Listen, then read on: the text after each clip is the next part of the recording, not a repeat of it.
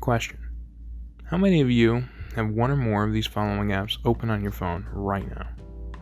Snapchat, Instagram, Facebook, Twitter, or even Google?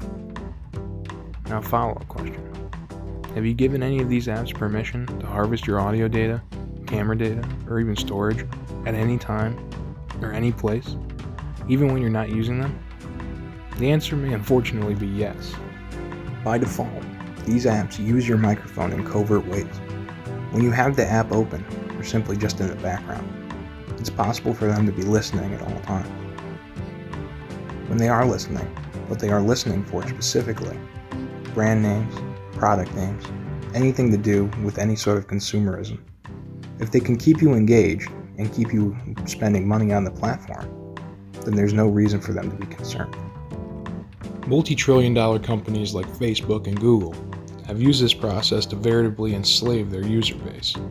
Trillion-dollar profit margins have been built off the backs of these users for decades now, and not a single cent of the revenue has ever returned to the hands of the consumer. To delve deeper into the process of data harvesting on these social media apps, I would use my own accounts to be a guinea pig and to test as an experiment just how easily can your data be harvested unknowingly. On Instagram, anytime I opened it, all I would talk about was dogs. Dog food, dog treats, anything like that. On YouTube, all I would talk about was NFL merch, football, and anything going on in the NFL that week. And to make it even sweeter, when I used Twitter, all I would talk about would be M&Ms and different candy. Within a matter of days of this process, my Twitter feed had now become populated entirely with ads pertaining almost exclusively to M&Ms and other chocolate candies.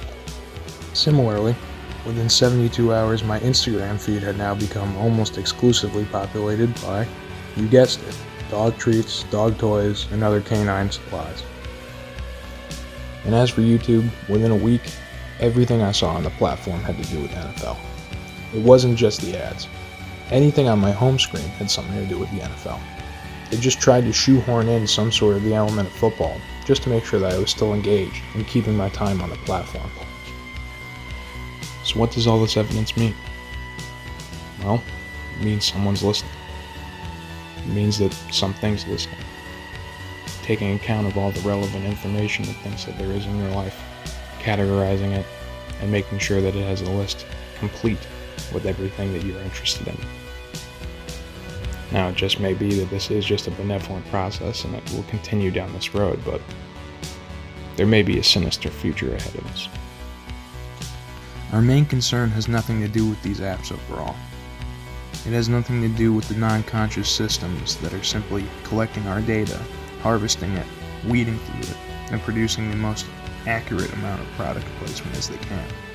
Our main concern, and our true enemy, lies with what is beyond the system. Those who created it, those who facilitate it, and those who allow us to continuously return to these processes without so much as a warning.